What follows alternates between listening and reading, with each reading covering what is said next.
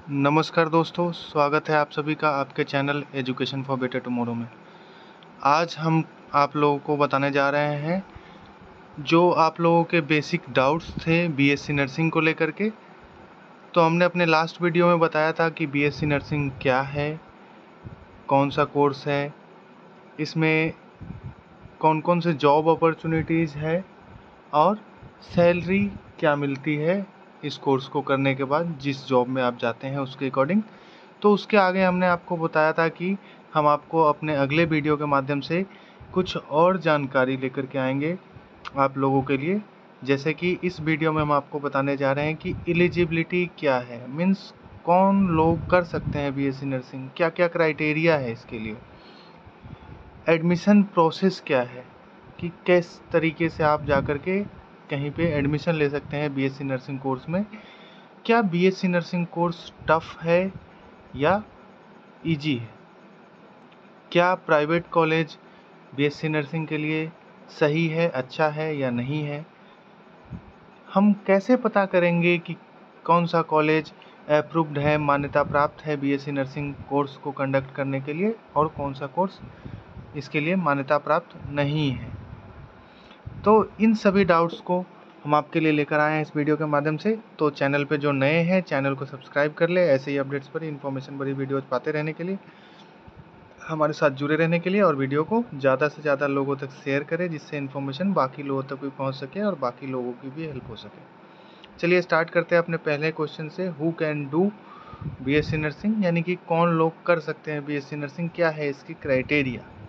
Eligibility इसमें है कि बीएससी नर्सिंग कोर्स करने के लिए किसी भी विद्यार्थी को 12th क्लास यानी इंटरमीडिएट पास होना चाहिए साइंस से, और इस साइंस में क्या होना चाहिए, इसका PCB physics chemistry and biology से इसका 10+2 यानी 12th होना चाहिए, जिसमें कि मिनिमम 50% मार्क्स होना चाहिए फिजिक्स केमिस्ट्री एंड बायोलॉजी में, और इंग्लिश भी इसका एक कंपलसरी सब्जेक्ट होना चाहिए +2 लेवल पे, और जिसमें भी वो कैंडिडेट पास होना चाहिए।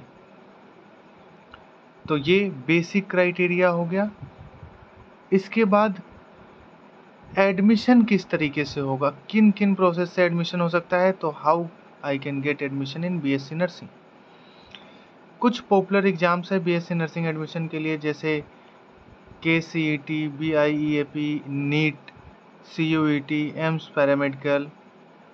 इस तरीके से अलग अलग जगहों पे अलग अलग स्टेट्स में उसके स्टेट नर्सिंग काउंसिल के द्वारा एग्ज़ाम लिया जाता है, या स्टेट का सेपरेट एग्जामिनेशन बॉडी है जिसका काम होता है कि ANM, GNM और बाकी के पैरामेडिकल कोर्सेज में एडमिशन कराने के लिए वो एंट्रेंस एग्ज़ाम कंडक्ट करता है।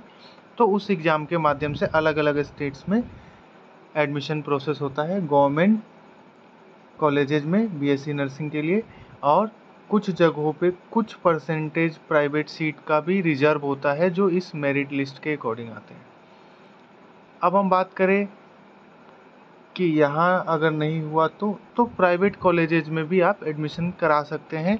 उसमें भी जो आपका बेसिक क्राइटेरिया है 10+2 पीसीबी होना चाहिए, 50% मार्क्स होना चाहिए और इंग्लिश होना चाहिए। ये आपका प्राइवेट और गवर्नमेंट दोनों के लिए क्राइटेरिया है। प्राइवेट में आप उस पार्टिकुलर यूनिवर्सिटी का जो एग्ज़ाम होगा एंट्रेंस से संबंधित वो आपको देना पड़ेगा, उसके बाद वो एग्ज़ाम पास करके आप एडमिशन ले सकते हैं प्राइवेट कॉलेजेज में। कुछ जगहों पे कॉलेज नॉर्मल वाइवा कंडक्ट करके और उसके बेसिस पे भी एडमिशन लेती है, तो वो ऑप्शंस भी है, डिपेंड करता है कॉलेज पे।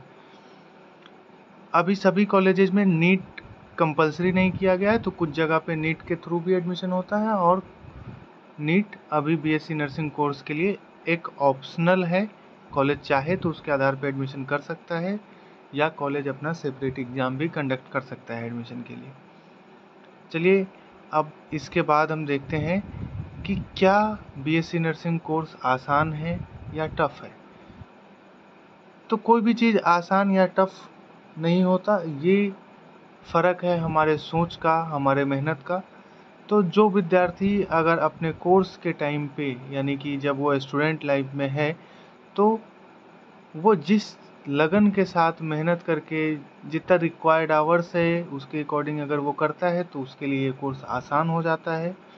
और जो कंटिन्यूटी नहीं मेंटेन करते हैं, जो बेसिक कम से कम पर डे कॉलेज के बाद 1-2 घंटा स्टडी आवर्स नहीं दे पाते हैं, उनके लिए ये कोर्स थोड़ा सा डिफ़िकल्ट हो जाता है एज कम्पेयर टू जो रेगुलर 1-2 घंटा टाइम दे रहे हैं। तो इसमें 2 प्रकार के मत निकल के आते हैं विद्यार्थियों के। कुछ लोगों का कहना है कि ये आसान है और कुछ लोग इसको टफ मानते हैं क्योंकि इसमें बहुत सारे असाइनमेंट्स दिए जाते हैं। बट स्टूडेंट लाइफ है, आपको करना क्या है इसके अलावा? अगर अच्छी जगह जॉब पानी है, अच्छा नॉलेज लेना है, तो आपको ये सारा मेहनत करना होगा। ये जो कोर्स ड्यूरेशन है वो आपको मेंटली और फिजिकली ट्रेंड करता है किसी भी हार्श सिचुएशन को हैंडल करने के लिए। ठीक है, तो इसको टॉर्चर नहीं समझे और इस चीज़ को फॉलो करें। ये आपके फ़ायदे के लिए है, ये आपको आगे भविष्य में बहुत काम देगा। इस तरीके का अगर बिजी शेड्यूल में आप अपने आप को इवॉल्व करेंगे, आपको अपने आप को निखारेंगे, तो ये आपके बेहतर भविष्य के लिए लाभदायक होगा। तो बहुत ज़्यादा टफ नहीं है, हो जाता है, इजी है बीएससी नर्सिंग। इसके बाद हम बात करें कि प्राइवेट कॉलेज अच्छा होता है या नहीं होता है। तो प्राइवेट कॉलेज जहाँ पे बच्चों का स्ट्रेंथ काफ़ी कम होता है, टीचर डायरेक्ट इंटरेक्ट कर सकते हैं, तो एक गवर्नमेंट कॉलेज में ये फैसिलिटी नहीं होता है क्योंकि वहाँ पे हो सकता है कि स्टूडेंट्स की संख्या ज़्यादा हो, टीचर इतना इंटरेक्ट नहीं कर पाए। तो कभी कहीं कहीं गवर्नमेंट कॉलेजेज में टीचर की स्कार्सिटी भी होती है। तो ये सारा चैलेंजेज आता है गवर्नमेंट हॉस्पिटल को लेकर के, जहाँ ये सारी चीज़ें प्राइवेट कॉलेजेज में काफ़ी कम देखने को मिलता है। लेकिन हम बात करें अगर गवर्नमेंट कॉलेजेज की, तो गवर्नमेंट कॉलेजेज के पास अपना खुद का बहुत बड़ा हॉस्पिटल होता है जिसके साथ वो टैग होता है। तो वहाँ पे क्लिनिकल एक्सपोजर्स जो है वो ज़्यादा मिलता है as compare to private hospital, क्योंकि कुछ ही प्राइवेट कॉलेजेज हैं इंडिया में जिनके पास अपना खुद का बेहतर हॉस्पिटल है, जहाँ पे उनके बच्चे क्लिनिकल प्रैक्टिस कर सकते हैं ओपनली। बट गवर्नमेंट कॉलेजेज के पास गवर्नमेंट हॉस्पिटल्स है और वहाँ पे नंबर ऑफ पेशेंट्स फ्लो काफ़ी बेहतर होता है। तो क्लिनिकल पॉइंट ऑफ व्यू से गवर्नमेंट कॉलेजेस बेहतर है। ये दोनों ही अपने अपने तरीके से फ़ायदे और नुकसान हैं गवर्नमेंट कॉलेज और प्राइवेट कॉलेज के।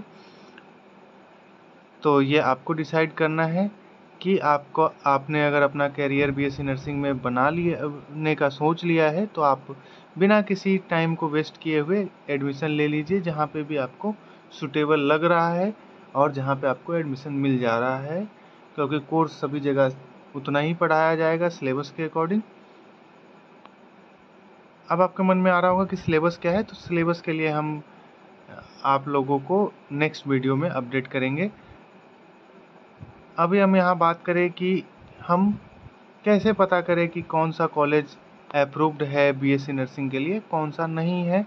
तो इसके लिए हमको विजिट करना है official website of Indian nursing council, और वहाँ से हमें जिस साल एडमिशन लेना है उस साल का बीएससी नर्सिंग के जो अप्रूव्ड कॉलेजेज हैं उनका लिस्ट वहाँ से डाउनलोड करना है और उसमें अपने कॉलेज का नाम एड्रेस के साथ चेक करके देख लेना है। अगर उस लिस्ट में नाम है तो हमारा कॉलेज इंडियन नर्सिंग काउंसिल के द्वारा अप्रूव्ड कॉलेज है और आप यहाँ पे एडमिशन ले सकते हैं, ये फर्जी नहीं है। इसके अलावा कुछ कॉलेजेज होते हैं जो स्टेट नर्सिंग काउंसिल से भी मान्यता प्राप्त रखते हैं और कुछ होते हैं जो दोनों से भी मान्यता प्राप्त रखते हैं, स्टेट नर्सिंग काउंसिल और सेंट्रल नर्सिंग काउंसिल यानी इंडियन नर्सिंग काउंसिल। तो स्टेट नर्सिंग काउंसिल की भी वेबसाइट पे आप कॉलेज का नाम और लिस्ट चेक कर सकते हैं उसके ऑफिशियल वेबसाइट से, और आप दोनों ही जगह से अप्रूव्ड कॉलेज से पढ़ाई कर सकते हैं और आपकी डिग्री जो है वो वैलिड मानी जाएगी। इसके बाद